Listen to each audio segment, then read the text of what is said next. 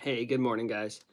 It's August 20th, and we're still in Matthew 11, which is the "Come to me, all who are weary and burdened, I'll give you rest." So, Chambers today is focusing on the "I will give you rest" piece, and there's a lot that he says here, but at the heart of it is just this idea of what rest looks like, feels like, um, and what it's not.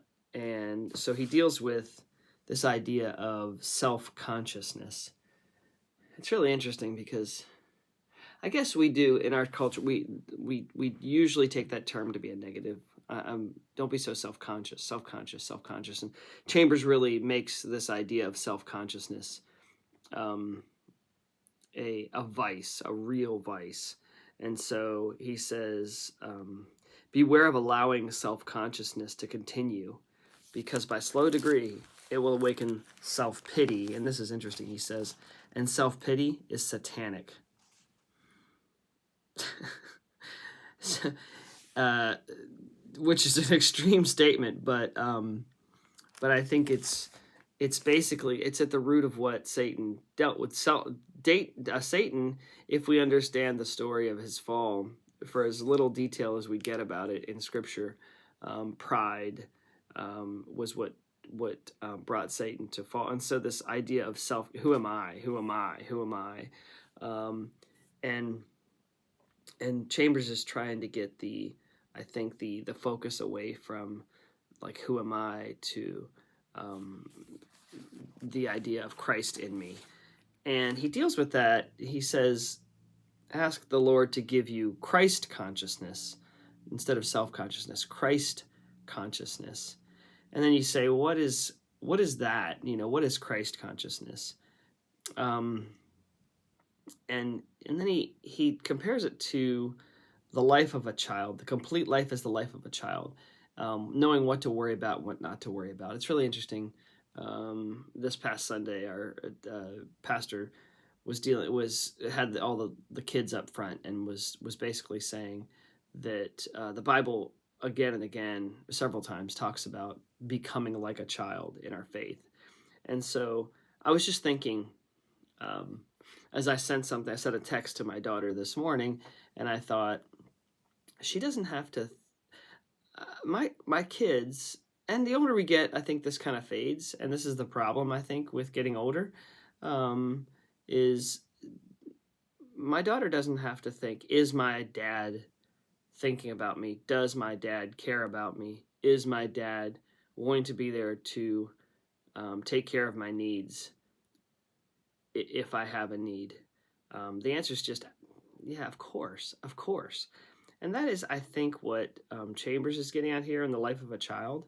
Um, does my Father in heaven care about me? Does he think about me? Is he going to be there to meet my needs? It's just an understood. Of course he is.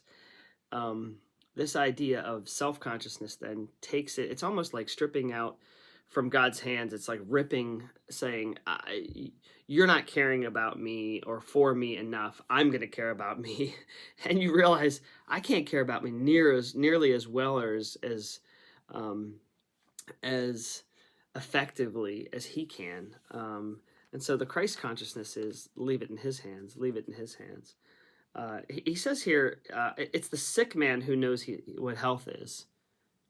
This ignorance of sickness is kind of what he's getting at. This kind of not naive, but this blissful kind of lack of concern with the things that don't matter.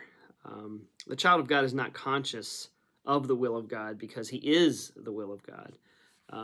Kind of he's in the center. He doesn't not from the outside looking into the will of God. He's literally in it, so you can't really see it. You're in the midst of it. A child of God, Chambers says, never prays to be conscious that God answers prayer. He is so restfully certain that God always does answer prayer.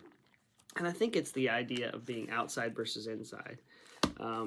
Being outside looking in, or the inside not even realizing you're in the inside. Like, it's